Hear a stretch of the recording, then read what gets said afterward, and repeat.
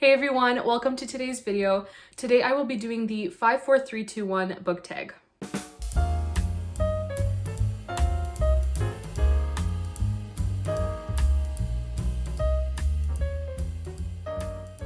So as many of you know, I'm in my last year of nursing school and life is busy to say the least, and I just don't have as much time to film anymore, but I've been meaning to sit down and film a quick video to be able to upload this week. And I couldn't come up with a video idea, but then Amanda tagged me, and so it just worked out perfectly. Thank you so much, Amanda, for tagging me in this video. So I got my source of energy here. I got my pumpkin spice latte. I mean, it's not really a latte, but pumpkin creamer, we'll just say it's a latte.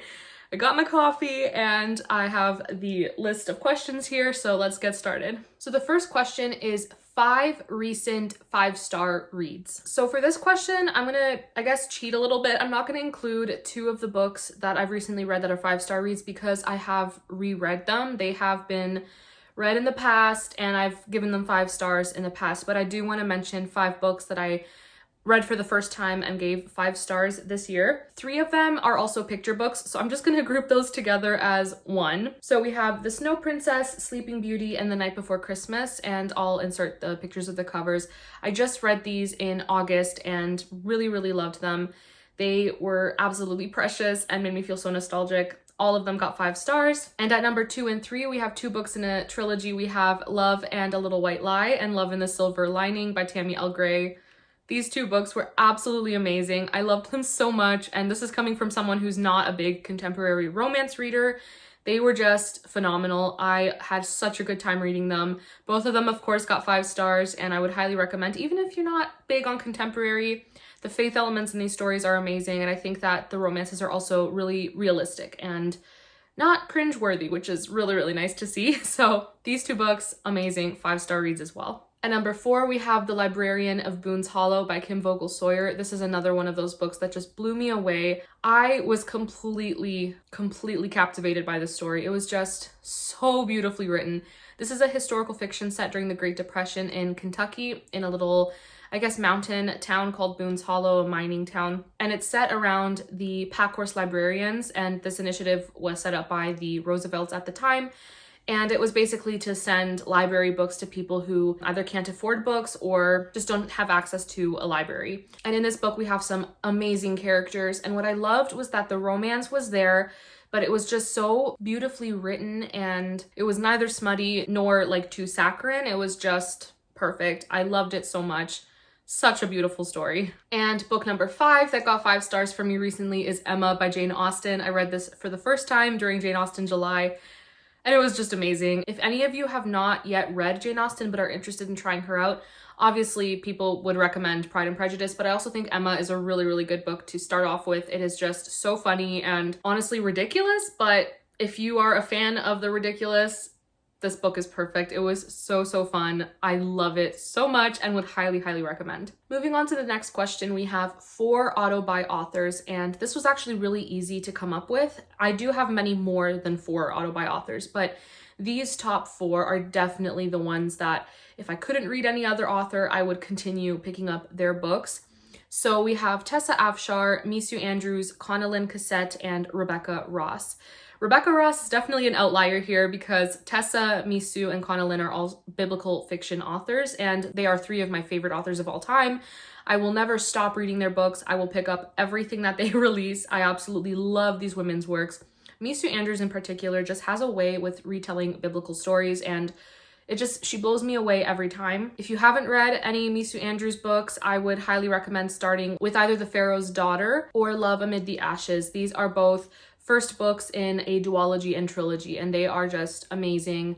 So beautifully written and very emotional as well. Then we have Tessa Afshar, and what I love about Tessa is she really brings fun to biblical stories. She brings this sense of adventure and just fun, and at the same time, she's telling very powerful and emotional stories. I love this author so much as well. Connelyn Cassette, she is also amazing, and she is just so good at bringing biblical stories to life that are not talked about as much. So rather than focusing her stories around real biblical figures such as, Moses and the Exodus, which is a very well-known Bible story, she will tell stories around events in the Bible that are, I guess, less known. It's not true for all of her books. She definitely has touched on big biblical events, but her main characters are not Bible characters.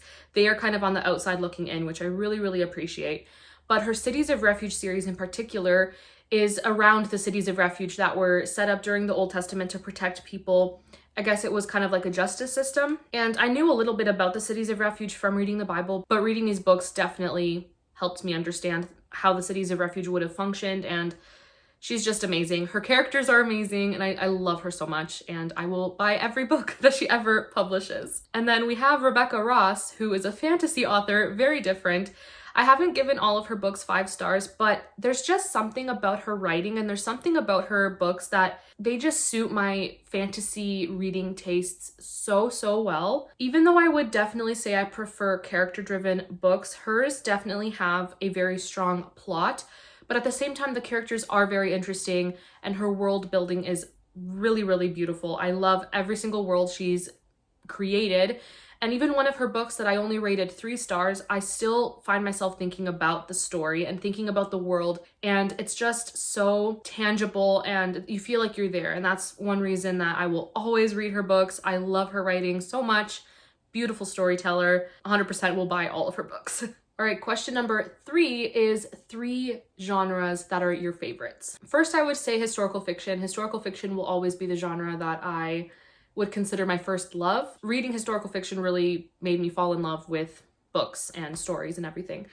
And under this historical fiction umbrella, I would include all the subgenres because I love basically all of them. I'm also including biblical fiction under this because it is historical, but a particular time in history. And then I would say mysteries as well. Not really thrillers. There are some thrillers I've enjoyed, but mysteries like whodunits, that is definitely my thing. I absolutely love them. Agatha Christie has made me fall in love with mysteries, of course. I just love them so much. And then third, I would say, is classics. And classics has definitely been more of a recent thing. Only in the last couple years, I've discovered that I really, really love them, especially when they're slice of life, kind of how people lived in different time periods. And that's why I love authors like Jane Austen and Elizabeth Gaskell and even Charles Dickens. He brings a little bit more of the humor to his stories and just absurdism and everything. But I really, really love classics. I think they're great. There are so many out there. I feel like I will never have read them all, which is awesome. I love that there are just so many out there that I can, pick and choose from. And yeah, I love classics. They're great. Next is your 2 favorite places to read. Pretty basic with this. I love reading on the couch and I love reading in my bed. I need to be in a place where there are minimal distractions because I am so easily distracted, it's embarrassing. I get distracted by my own thoughts, so if someone else is in the room, I can't focus on my book. All right, and the last question is 1 book you promise to read really soon. There are a few, and I think I have 5 books on my list of books I need to finish by the end of this year that I still haven't read, but I am making my way through a few of them right now, so that's good. But the one book that really sticks out for me is Les Mis by Victor Hugo. I have had this book on my shelf for forever and I really need to read it. It's on my list of books I need to read this year and it will get read. I will most likely start it in September and then drag it on until December because I don't want to burn out and I want to pace myself. So it will be started soon. I really need to get to it. All right, so that is it for this tag. That's it for this video. I hope you enjoyed. It was very, very short, but I definitely appreciate that because of how busy life is. It was definitely an interesting tag. I enjoyed coming up with my answers for it, and I would also like to know your answers. If you don't have a channel, leave yours in the comment section below. And if you do have a channel and have not been tagged in this video, consider yourselves tagged. I'm not going to tag anyone in particular, but that's it for this video, and I hope to see you all in my next one. Bye!